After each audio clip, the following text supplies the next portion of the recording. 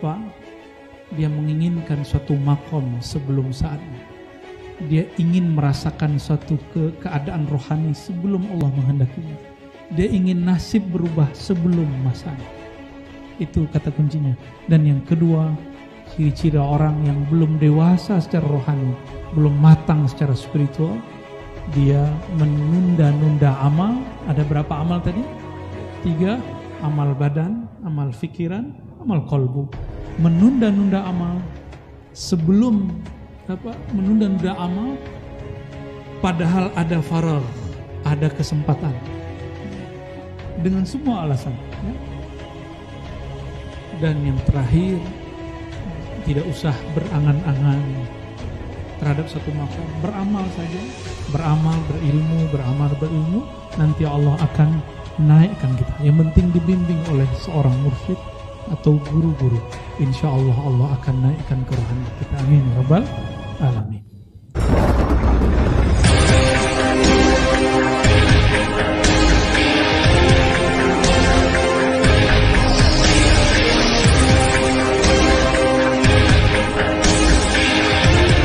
Assalamualaikum warahmatullahi wabarakatuh. Alhamdulillahilladzi akhrajana minaz zulumati ilan nur. Walhamdulillahilladzi ja'alana min ummati sayyidina Muhammad sallallahu alaihi wasallam. Walhamdulillahilladzi ja'alana min ummati akhiriz zaman. Walhamdulillahi ala kulli halin. Walhamdulillahi fi kulli halin. Amma ba'du. Taqabbalallahu minna wa minkum. Taqabbal ya karim. Allahumma salli wa sallim barik ala sayyidina Muhammad. Semoga Allah menerima puasa kita sebulan yang lalu. Jika ada yang kurang, semoga Allah melengkapinya. Jika ada yang bernoda, semoga Allah membersihkannya. Gimana? Aman? Ya. Ujian akhir zaman itu bukan ujian fisik, tapi ujian akhir zaman itu ujian sudur, ujian isi dada. Itu sebabnya tidak ada orang di masa ini kecuali diuji isi dadanya, apalagi saya. Ketika kami berkunjung kepada salah satu guru hadis kami di Banjar, namanya Tuan Guru Wildan, hafizahullah, masih hidup. Beliau mengatakan kepada kami, kekasih-kekasih Allah itu tidak lepas dari 3 hal: ilmu, amal, yang ketiga orang banyak nggak mau, al-bala, ujian. Banyak orang nggak mau. Padahal ilmu, amal nggak cukup kalau nggak diuji. Itu sebabnya para sahabat jika tidak ada ujian mereka mengadu kepada Rasulullah. Wahai Rasulullah, apakah kami tidak dilirik lagi oleh Allah Subhanahu Wa Taala? Maka bersyukurlah jika diuji. Nabi Shallallahu Alaihi Wasallam mengajarkan pujian saat diuji. Alhamdulillah ala kulli hal. Semua pujian berpulang kepada Engkau ya Allah, meskipun keadaannya terasa berat. Sedangkan jika terasa ringan, kita katakan fi kulli hal, dalam semua keadaan yang terasa ringan.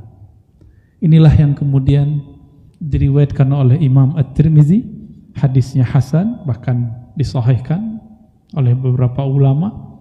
Jika engkau mengalami keburukan, menurut pikiranmu katakan alhamdulillah, berarti itu bukan buruk di sisi Allah. Alhamdulillah ala kulli hal. Yang mengatakan buruk itu nafsu kita. Walhamdulillah fi kulli hal, itu yang sesuatu yang menurut nafsu kita baik. Ya. Maka tadi di ayat yang dibaca oleh imam kita itu sangat menyentuh sekali, bahwa surga yang disebutkan tadi itu adalah surga nafsiyah, fi mashtahat ilaihin, atau an-nafs, ya, yang diinginkan jiwa, nafs. tapi ada surga yang lebih tinggi. Wujuhu yawma idzin nadhirah ila rabbiha nazirah. Wajah-wajah pada hari itu berseri-seri. Kenapa dia berseri-seri? Karena wajahnya sedang berkiblat kepada wajhullah, wajah Allah Subhanahu wa ta'ala. Semoga wajah kita yang hina ini, qalbu kita yang bernoda ini Allah bersihkan. Allah izinkan menatapnya. Amin ya rabbal alamin.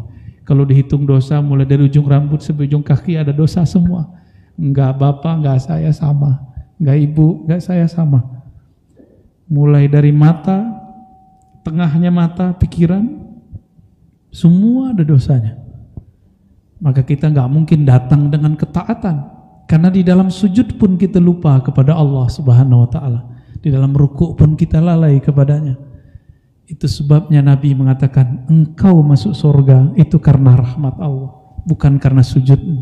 Sujudmu tidak sempurna, rukukmu jauh dari kelengkapan. Ya. Apalagi dihitung haji umroh kita, ya, mata cuci mata ngeliatin orang Turki, ya, jujur aja lah. Maka datanglah kepada Allah dengan rasa hina itu. Allah lebih suka daripada orang yang datang dengan membawa taat, merasa taat. Ya, itu sebabnya Allah jatuh cinta kepada orang yang mustaghfirin, yang mohon ampun kepada Allah Subhanahu wa ta'ala. Itu sebabnya suatu negeri yang ada orang istighfar di tempat itu, Allah halau bala bencana. Ya. Maka dia bukan jadi bencana lagi, tapi jadi hadiah. Ya. Semoga Allah takdirkan kita menjadi kekasih-kekasihnya. Amin ya rabbal alamin. Saya pun tidak tahu makom saya di sisi Allah itu dianggap kekasih atau tidak, tapi saya berdoa tiap hari, ya Allah, izinkan aku menjadi kekasihmu. Amin ya rabbal. Begitu juga yang hadir, yang ikut kajian ini, baik secara langsung ataupun tidak langsung. Amin ya rabbal. Ala hazinniyah wa likulli niyatin salihah. Al-Fatihah. أعوذ بالله الفطر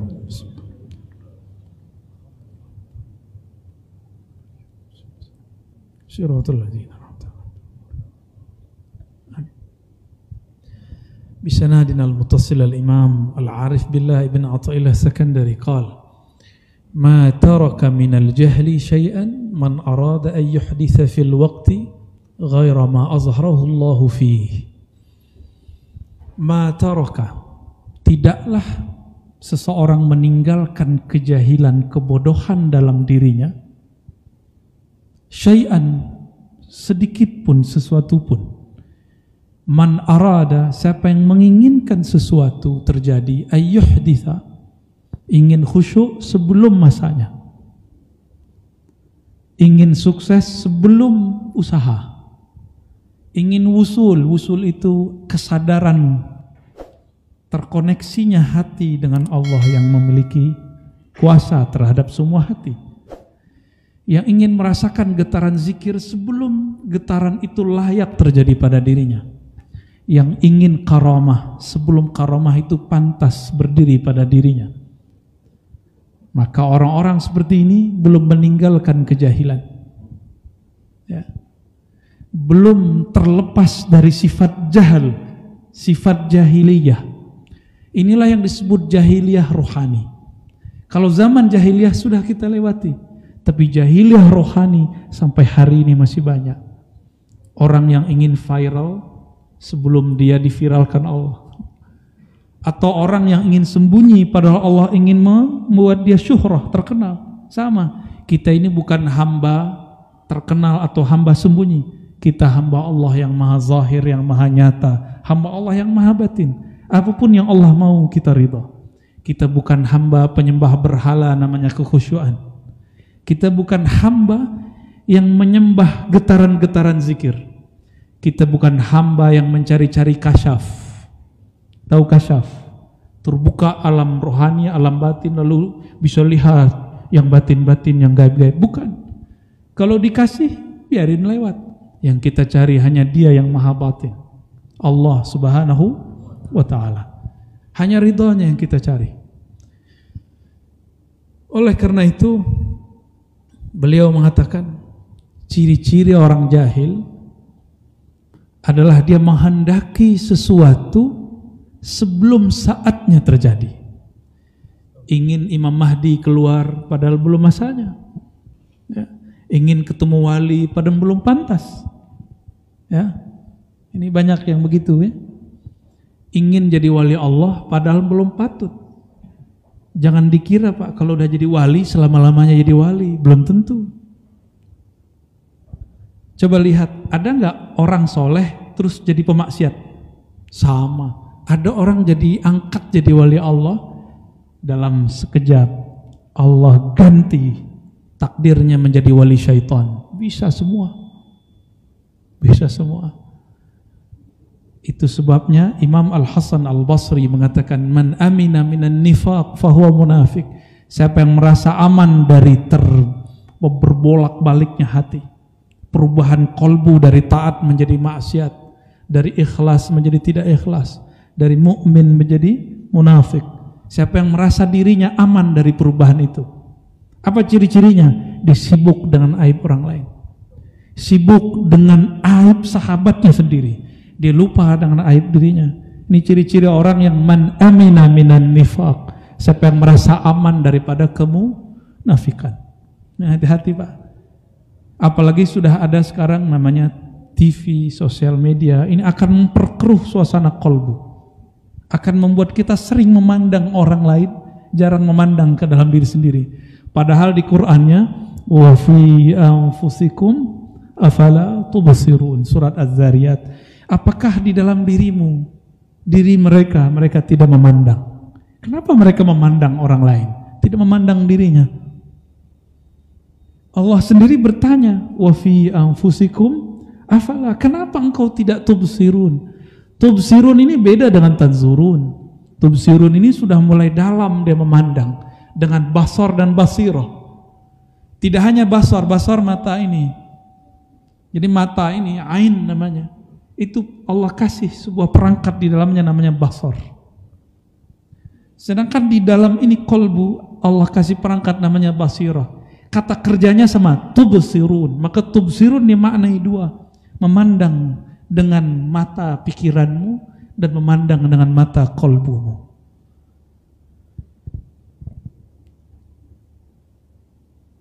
Bagaimana kira-kira? Kok jadi tegang gitu antum? Jangan bayangin yang di FB, yang di YouTube. Bayangin diri kita sendiri. Ya, saya membayangkan diri saya sendiri. Itu sebabnya saya nggak mau membalas orang-orang yang fitnah saya. Biarin aja Pak. Takdir Allah kan nggak di tangan kita, di tangan Allah. Allah kan maha tahu. Ya, kita nggak mau berurusan. Sekali antum membalas mereka yang memfitnah, nanti emosi. Kalau emosi, nggak dapat hadis Nabi, Allahumma inni as'aluka salamatas sadr. Ya Allah, aku memohon selamat isi dada. Emosi nggak selamat.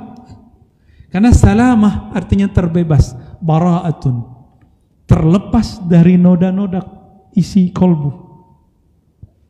Kalau masih emosi, belum. Ya. Dipuji orang seneng nggak? Seneng. Dicaci orang harus seneng. Bisa nggak? Senangnya bukan karena melihat orang itu yang muji. Senangnya bukan karena melihat orang itu mencaci, tapi melihat Allah lagi menyapamu. Gitu. Oleh karena itu ulama salafus saleh mengatakan, disebutkan Imam Qushairi, dan itu lebih dari 7 ulama mengkalamkan ini di berbagai kitab. Kalau dimaknai satu aja, istiwa bainal madhi wa dham. Sama saja engkau dicaci, engkau dipuji. Engkau dipuji, engkau dimaki. Terasa sama. Karena apa? Adakah di alam semesta ini sesuatu terjadi tanpa izin Allah? Nggak ada. Tapi kalau ini kita tidak pandang, kesel Pak di hati. Ya, benar nggak? Makanya antum seneng di like sama orangnya, jempol gitu ya. Begini jempolnya, apa begini? Itu manusiawi. Mau nggak di atas manusia? Di di atas manusia ketika pujian dan cacian sama. Coba ejekin malaikat, nggak marah malaikat? Kita masih bertubuh hewani, tapi punya kualitas malaki. Dahsyat itu. Semoga Allah berikan kekuatan ini. Amin ya rabbal alamin. Ya. Jadi mau dia ustadz, mau dia ulama, mau dia kiai, dia menginginkan sesuatu yang Allah belum inginkan, itu jahil. Ya, itu jahil. Pengen terkenal sebelum Allah kenalkan, itu jahil juga tuh. Pengen gak terkenal, para Allah ingin mengenalkan, sama. Ya, pengennya dipuji doang, gak mau dicaci, sama. Ya, sama aja. Pengennya hidup senang doang ya, gak mau susah ya. Betul, tuh kan senyum-senyum semua. Senang susah kan di sini Pak sebenarnya. Banyak kawan kita yang kelihatannya senang tapi nggak bisa tidur. Senang nggak itu? Enggak. Ya. Ada kawan kita kalau di kampung tuh enak nyangkul, kalau di sini mungkin kerja fisik lah. Tapi ketika dia pulang, nyampe di rumah 5 menit langsung hilang. Ya, langsung nggak hilang tuh nggak? Langsung mendengkur, tidur. Kok bisa? Ya, karena dia nggak punya beban pikirannya. Ya, masih disebut bahagia nggak orang yang sulit tidur? Masih disebut sulit hidup nggak? Susah hidup nggak orang yang gampang tidur? Enggak. Ya, tidur tuh mahal Pak. Orang mau tidur itu bisa obatnya mahal, mahal bener itu. Ya, baik. Jadi orang yang ingin kaya sebelum masanya, itu termasuk orang jahil. Seharusnya dia usaha dulu lah. Ya. Orang yang ingin alim sebelum saatnya, yang ingin kaya sebelum saatnya, maka dia datang ke dukun. Ya, padahal dukunnya kere juga Pak. Dukun kalau ngasih jimat kaya, seharusnya dia kaya duluan dong. Kaya orang kaya sih iya, kaya beneran enggak. Seharusnya orang-orang itu berpikir waras. Tapi zaman sudah begini, orang yang kaya orang pinter banyak, tapi orang waras nggak banyak. Ya. Dan yang paling aneh saya ketemu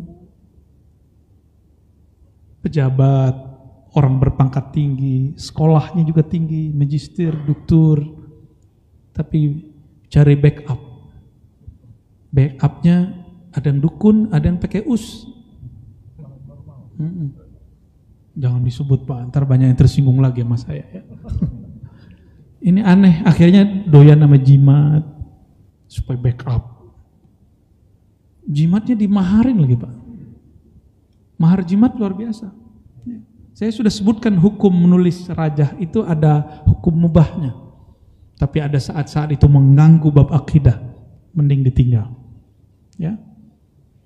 Ibnu Qayyim, Ibnu Taimiyah, itu Imam Salafi, itu bolehin Pak, untuk perobatan, bahkan untuk orang mudah melahirkan, piring, finjan, piring, disulis ayat tertentu, terus dituangin air diminum.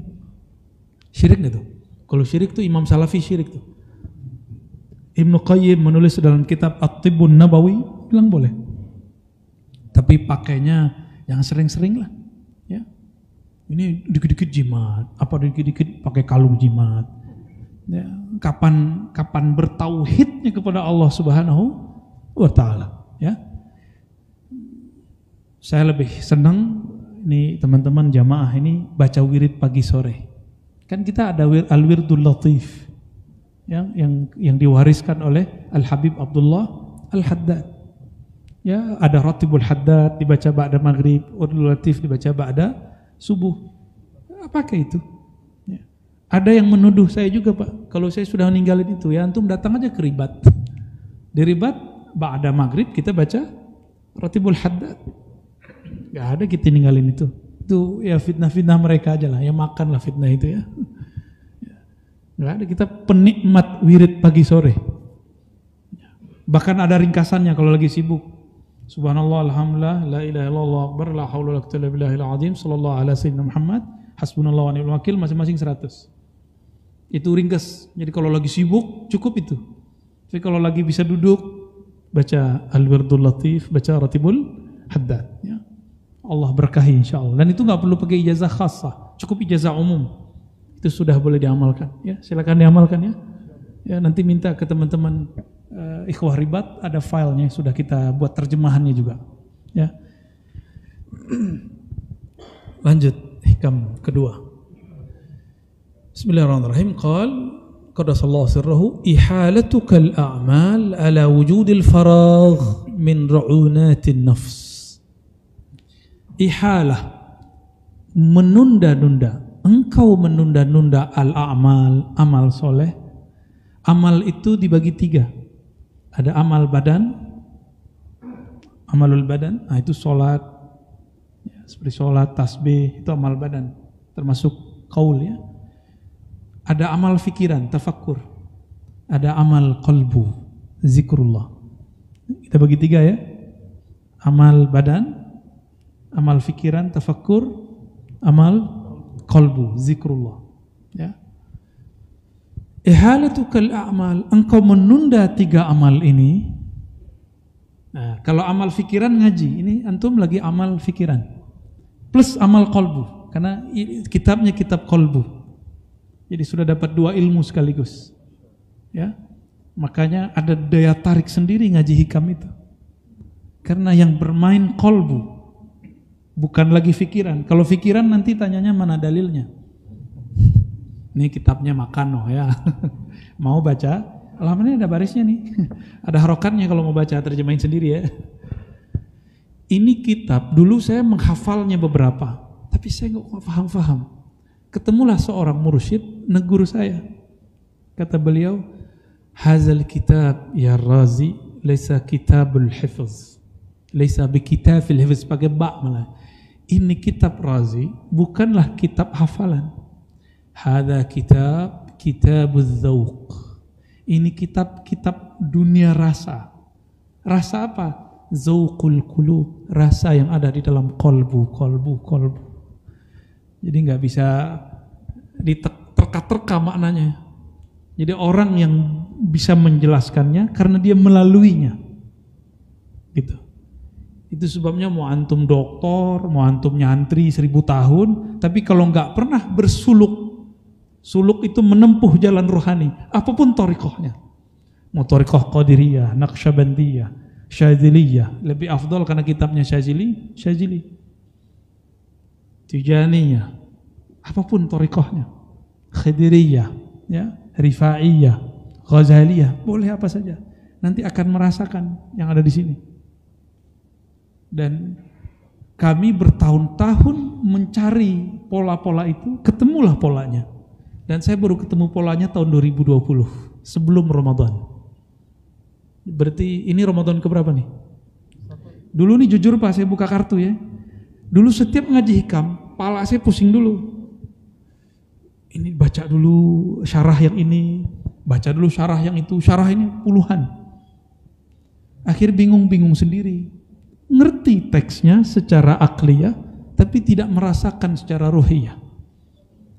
Dan baru Allah berikan rasa itu sedikit demi sedikit, perlahan. Ya, karena bimbingan para guru, para mursyid, para syekh. Jadi sampai hari ini saya masih berguru. Dan guru saya bukan satu.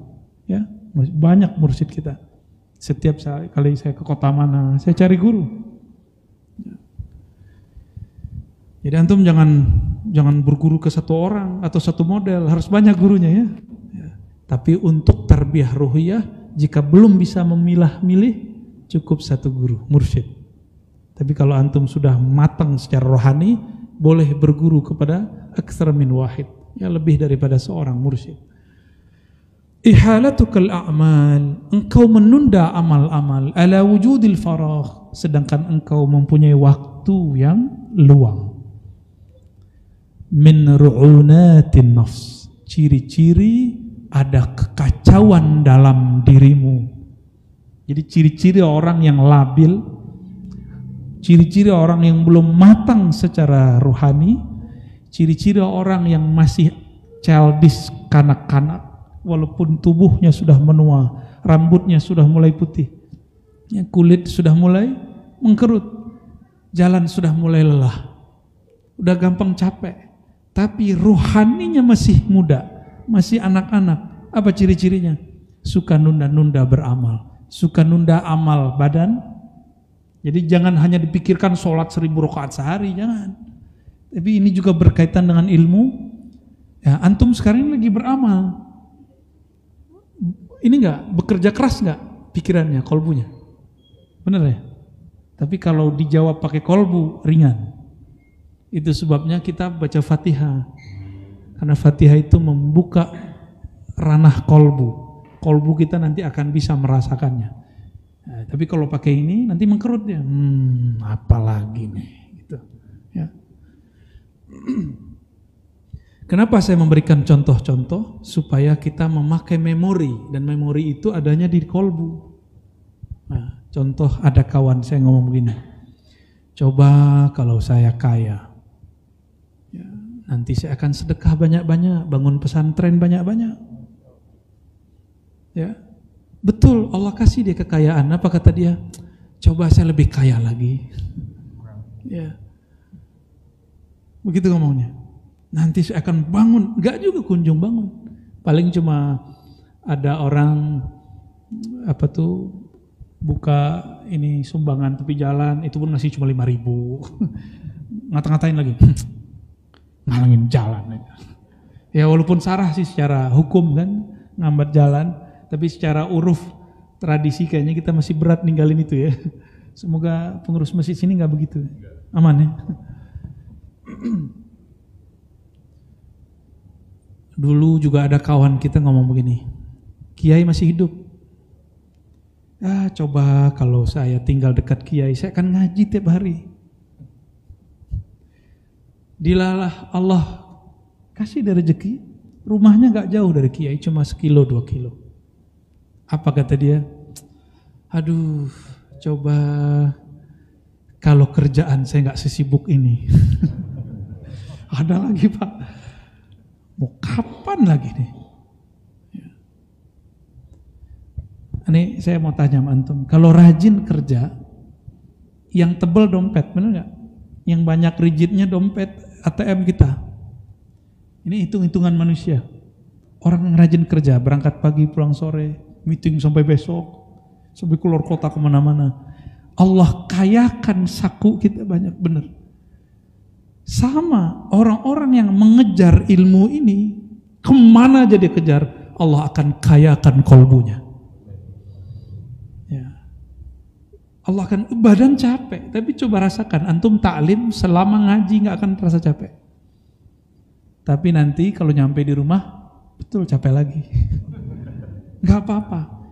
Dalam kelelahan itu ada nuansa rohani yang hidup, sehingga dia kenyang 2 hal. Dia lelahnya 2 kali. Mau gak yang begitu? Jadi nanti mau jadwalnya jam kerja, pulang kerja kejar aja ya. Masa kita nyari dunia, mau berangkat pagi, pulang besok pagi. Untuk ngejar ini kok gak mau seperti itu.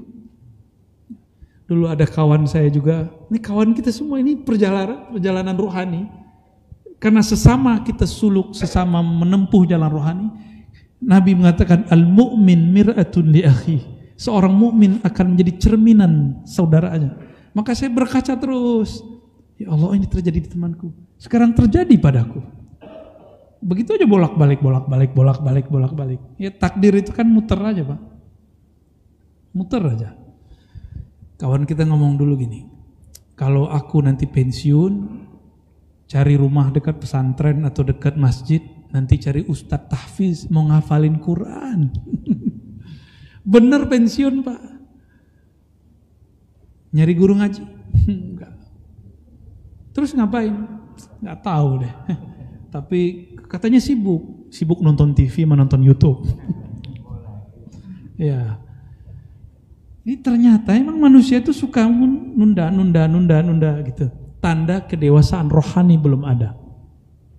Maka saya berdoa saya dan antum semua, Allah sembuhkan kita dari penyakit ru'unatun nafs, ketidakstabilan rohani. Amin ya rabbal. Ya. Orang matang itu Yang capek cuma tubuh, ruh itu nggak pernah capek, Pak. Malaikat sholat pernah capek nggak? Malaikat tasbih pernah capek? Maka antum kalau sudah diberi oleh Allah kecanduan ngaji, kecanduan beramal, berarti sudah diberikan nur malakutiyah, nur kemalaikatan. Inilah yang Nabi pakaikan. Kenapa beliau itu tidak lelah ketika sholat malam hari? Ini yang beliau rasakan. Sampai Sayyidatuna Aisyah pertanyaannya apa? Wahai Rasulullah, qad ghafarallahu laka ma taqaddama min dzambika wa ma ta'akhkhar. Wahai Rasulullah, masa lalumu, masa depanmu telah Allah ampuni. Kenapa engkau masih sholat sebanyak ini? Apa jawaban beliau? Aku hanya ingin menjadi hamba yang berterima kasih. Jadi Rasulullah itu sholatnya nggak cari pahala lagi. Rasulullah itu sholatnya sudah maqamat asyukriyah, maqamat syukur. Kalau kita berterima kasih sama orang, ngitung-ngitung nggak? Nggak ada. Antum kalau terima kasih sama pasangan, sama teman, sama guru, nggak ada ngitung. Sampai orang ngira kita gila. Kamu gila ya, kamu fanatik ya? Enggak, itu bukan fanatik. Itu tanda syukur. Syukur kepada Allah harus dimulai syukur kepada makhluk. Makhluk terdekat orang tua. Orang tua ada dua, ada orang tua jisim, badan, ada orang tua ruhani. Teman, ada teman duniawi, ada teman ukhrawi. Kepada mereka kita berterima kasih. Ya, mulailah berbagi sama teman. Ya, jangan pelit. Jangan pelit sama teman. Kadang-kadang teman tuh gak butuh duit kita, dia butuh waktu kita. Ya, maka nongkrong lah sama teman-teman sesekali. Ya, kalau udah pengajian masih boleh ngafe nggak? Ngopi-ngopi masih boleh nggak? Boleh Pak. Yang penting ngafenya ngomongin ngaji gitu. Ya. Saya suka ngopi, suka ngafe saya.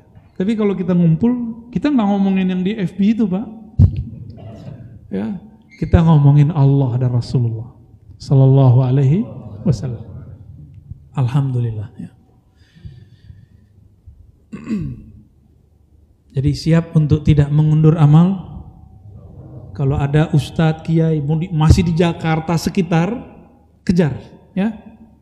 Macet dikit nggak apa-apalah. Kalau nggak macet berarti pandemi. Maka saya bersyukur atas kemacetan ini, ya. Berarti ekonomi jalan, benar nggak? Mau kayak tahun 2020? Saya nggak mau Pak. Udahlah nikmati macet ini, nggak usah ngeluh-ngeluh lagi. Makanya di mobil, di kendaraan, di motor, kalau yang di mobil sediain tasbih. Baik mau cekrek-cekrek atau apa. Ya. Ketika kita lagi macet, ngapain? Ya? Ini tinggal pencet tasbih. Nah, antum sudah menjadi orang yang berjiwa malaikat.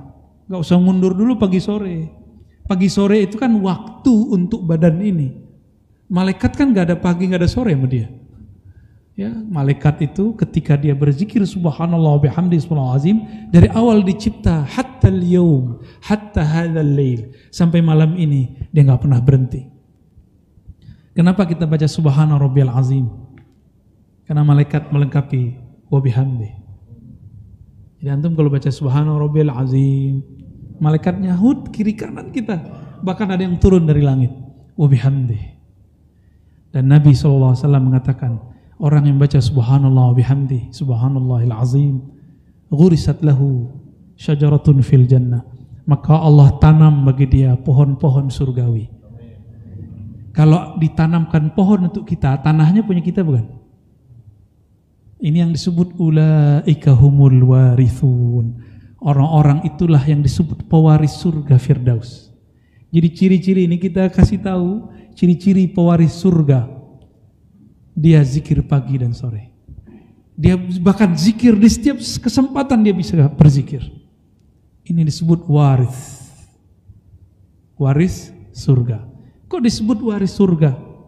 Di surga itu semua manusia yang ada sekarang, mau mukmin mau kafir, mau yang lahir atau yang belum lahir, itu namanya ada di surga, nama dia ada di neraka. Nama kita di neraka Pak ada. Nama kita ada di surga. Saya nggak tahu tuh nama KTP apa nama apa. Soal KTP kan baru ada kemarin sore Pak. Ya, nama yang mana saya nggak tahu ya, karena banyak orang sekarang sudah mengingkari ilmu nama. Ya, Padahal Sayyidina Adam, Allah ajarkan kepadanya ilmu nama. Wa 'allama Adam al-asma'a kullah. Kata Sidi Ahmad Tijani, likulli makhluk, setiap makhluk punya nama, asma, nama-nama.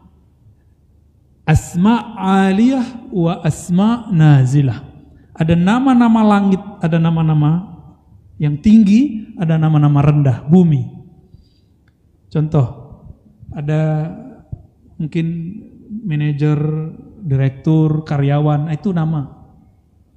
Dosen itu nama, tapi nama nazilah, nama rendah. Ayah, ibu, kekasih, apalagi punya gelar gak Pak? Enggak, gelar-gelar temen, apa coy gitu, bro gitu dipanggil. Ente panggil mancung, itu nama nazilah namanya. Coba saya mau tanya, antum mau masuk kantor, tapi nggak punya ID card, bisa masuk? Nggak bisa masuk. Sama, maka kita harus punya nama yang terhubung dengan nama-nama Allah, Al-Asma'ul Husna, sehingga nanti ketika kita dipanggil Allah, kita dipanggil dengan namanya, mungkin Abdurrahman, mungkin Abdurrahim, mungkin Abdul Razak. Itu nama-nama rohani, ya, nama-nama ubudah namanya, nama-nama kehambaan. Dan itu banyak. Setiap makhluk itu punya nama-nama, ya. Baik, dan itu ada di kitab-kitab Sidi Ahmad Tijani dan beberapa kitab tafsir, ya. Baik. Sampai jam berapa?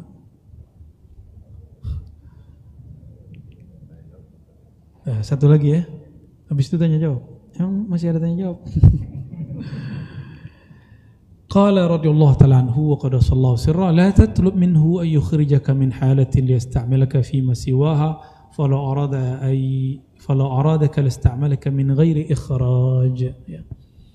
La tatlub, jangan kamu tuntut, jangan engkau menuntut kepada Allah, minhu, kepadanya, ay yukhrijaka min halatin, agar memindahkan engkau dari suatu hal, suatu kondisi, namanya tidak khusyuk, kondisi sulit, kondisi apapun itu, liyasta'milaka fima siwaha, agar Allah pindahkan engkau ke kondisi yang lain, hal yang lain, makom yang lain. Falau aradak, jika Allah menginginkan engkau pindah makom, pindah kondisi, ganti nasib, lasta'malaka min ghairi ikhraj, Allah akan pindahkan kamu ganti nasibmu tanpa perlu susah payah. Min ghairi ikhraj, tanpa dikeluarkan, langsung diganti. Maksudnya apa? Kalau ingin merasakan khusyuk, enggak mesti datang ke suatu tempat. Kalau memang Allah mau, maka jangan mendapatkan khusyuk, mencari khusyuk itu pakai nafsu, ya. Pengen bisa nangis, ntar kalau nggak nangis kecewa dong sama ustadznya, ya. Apalagi habis nonton talqin zikirnya, ya. Habis itu banyak yang nafsu pengen ditalqin. Akhirnya banyak yang marah sama saya. Kenapa talqin kamu buka secara terbuka?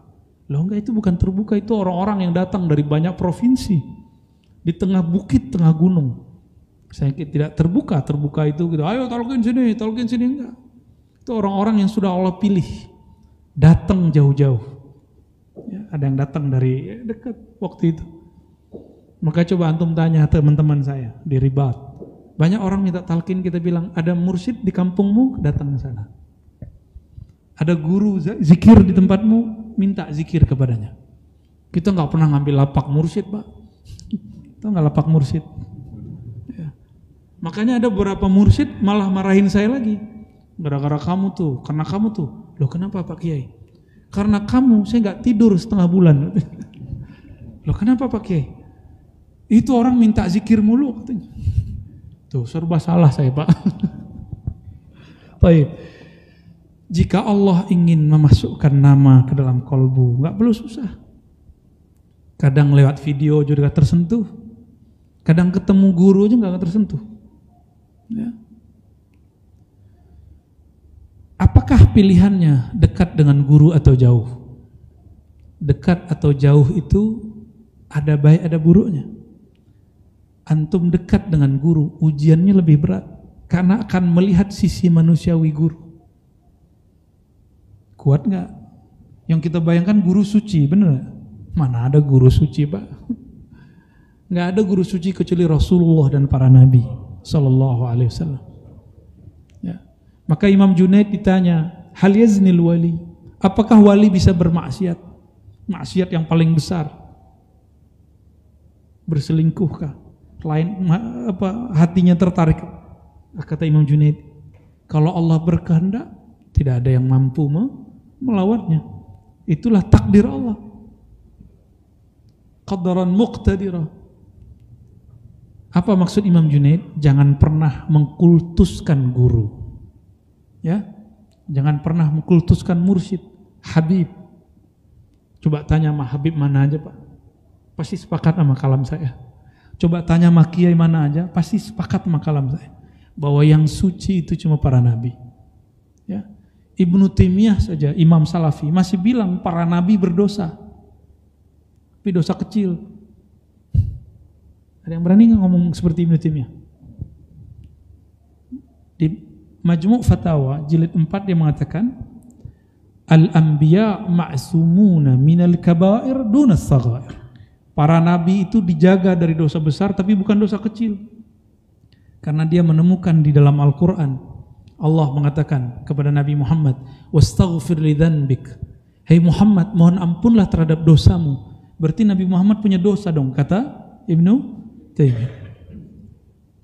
Nabi Adam disebutkan fa'asa Adamu rabbahu faghawa. Adam mendurhakai Rabbnya lalu dia tersesat. Makanya jangan heran ada ustadz kemarin beberapa tahun lalu ngomong wa wajadaka dhallan fahada. Dia Allah mendapatimu dalam keadaan sesat lalu memberimu hidayah. Apa kata si ustadz ini? Nabi itu dulu pernah tersesat. Itu akibat mengkaji Quran dari terjemahan. Jadi Nabi Muhammad pernah sesat, Pak. Gimana kira-kira? Pantesan dia bilang orang tua Nabi masuk neraka, ya enggak? Ya. Giliran Muawiyah enggak boleh dikritik. Muawiyah itu sahabat Rasulullah, bukan Nabi. Beberapa guru saya mengkritik Muawiyah tapi mengatakan tidak boleh mencaci Muawiyah. Beda enggak? Karena Muawiyah seorang sahabi, dia berijtihad dalam bab politik. Berbeda dengan Sayyidina Ali. Ulama kita mayoritas mengatakan Sayyidina Ali musibun, dia benar. Sayyidina Muawiyah beliau mungkin keliru, tapi karena mereka sama-sama ijtihad, sama-sama dapat pahala. Wallahu a'lam bishawab. Ahlus sunnah memilih untuk tidak terjun ke dalam membicarakan sahabat. Ya. Tapi mereka bela-belain mati-matian itu enggak adil juga. Harus seimbang. Ya, kita mengatakan Sayyidina Muawiyah manusia, Sayyidina Ali, saya masih bilang Sayyidina loh, Pak, karena kita ahlus sunnah. Ya. Karena kita ahlus sunnah. Maka kita mengatakan, jadi Umar bin Abdul Aziz ditanya sama orang, apakah sholatmu yang 300 rakaat dan sekarang menjadi 150 rakaat setelah dia jadi khalifah, engkau dengan ibadahmu itu lebih mulia dari Muawiyah? Apa jawabannya? Debu yang menempel pada jubah Muawiyah saat dia berguru kepada Rasulullah itu lebih afdal dari semua amal Umar bin Abdul Aziz. Jadi kita ini bolehlah ngomong tentang politik sahabat, tapi jangan berlebihan juga, ya. Teman-teman saya di kampus kadang-kadang over, ya, kadang-kadang kelebihan. Ini hati-hati juga, Pak. Ya. Dengan demikian Bapak Ibu, sahabat-sahabat, ikhwan akhwat fillah, kalau disimpulkan 3 hikmah ini kayaknya kita konsisten tiga step ketemu, ya. Pertama, ciri-ciri orang-orang yang belum meninggalkan kejahilian dalam dirinya. Apa? Dia menginginkan suatu makom sebelum saatnya. Dia ingin merasakan suatu keadaan rohani sebelum Allah menghendakinya. Dia ingin nasib berubah sebelum masanya. Itu kata kuncinya. Dan yang kedua, ciri-ciri orang yang belum dewasa secara rohani, belum matang secara spiritual, dia menunda-nunda amal. Ada berapa amal tadi? 3. Amal badan, amal fikiran, amal qalbu. Menunda-nunda amal sebelum menunda-nunda amal padahal ada faragh, ada kesempatan, ya, dengan semua alasan, ya. Dan yang terakhir, tidak usah berangan-angan terhadap satu makom, beramal saja, beramal, berilmu, nanti Allah akan naikkan kita. Yang penting dibimbing oleh seorang mursyid atau guru-guru. Insya Allah Allah akan naikkan kerohanian kita. Amin ya rabbal alamin. Ya. Barangkali itu yang dapat saya sampaikan. Saya kembalikan kepada moderator kita. Tafadhal. Lupa juga untuk komen dan share, like, dan jangan lupa juga untuk subscribe rancangan saya agar anda tidak akan ketinggalan untuk menonton video-video saya akan datang. Jadi itu saja daripada saya. Terima kasih kerana menonton. Bye.